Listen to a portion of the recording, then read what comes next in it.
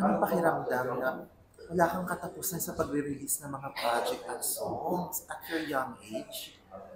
Siguro po as long as may mga na-experience ako and may narinig akong experience, yun yung parang nagbibigay sa akin ng lakas ng loob para mag-write ng songs. And, artist naman, yun yung job talaga namin.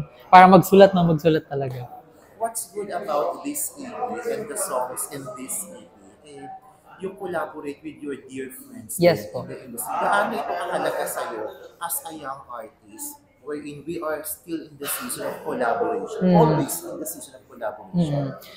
Siguro po sobrang siya sa akin, like, sobrang happy ko na nakakapag-collab ako, lalo na yung friend ko si Jika Marie, and sobrang lang, kasi ang dali niya ka-work eh. Ang dali niya ka-work to the point na parang isang draft pa lang. I mean, okay na ganun siya ka-work. And as a friend ko, parang nagbigay points pa rin na parang, easy to work talaga. And ayun po.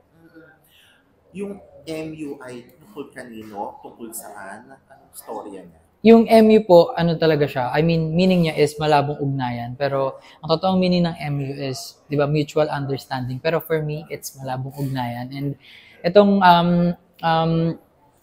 EP is, siya, parang trigger warning na ito yung pwede mong kalabasan kapag sumugal ka sa relasyong MU. Ganun. It consists of 5 songs. Which are? Ayun. Isa Oras, which is a song na para sa mga single, para sa mga hinahanap yung para sa kanila, and para dun sa mga sawa ng mapunta sa maling tao. So, ganun siya. Yung next is Malabong Ugnayan, which is a collaboration with Jika. Ito naman is, itong couple na to is handa silang sumugal dun sa relationship kahit hindi sila sigurado. Like, hindi nyo pa iniisip kung anong kakahinatnan nyo. Ganun siya. And then yung third is yung ginost, from the word itself, ginost. So, handa ka nang sumugal pero bigla ka niyang binitawan. Parang ganun siya. Next is for yung Dati. Ito naman para to sa mga taong hindi pa rin makamove on, na parang may gusto kang balikan pero gusto mong balikan pero hindi mo na pwedeng balikan. Ganun siya.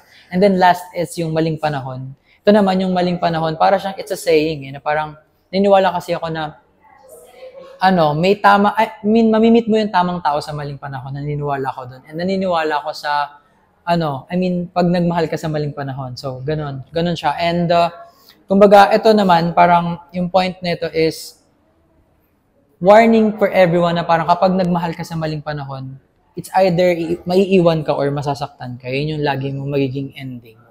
Hindi ko alam, nakalimutan ko na kung nasabi ko sa'yo o natanong ko to sa'yo. You're one of the few young artists na grabe yung storytelling when it comes to music.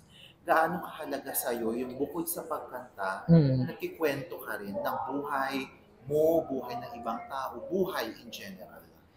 Sobrang po siya sa akin, important. Kasi yun nga, as nagpo-focus sa lyrics, gusto ko every song ko may story talaga. And gusto ko kasi makarelate yung people eh. So, dun mo talaga malalagay yun. Dun talaga siya papasok sa lyrics. So very important talaga yung story, like every song.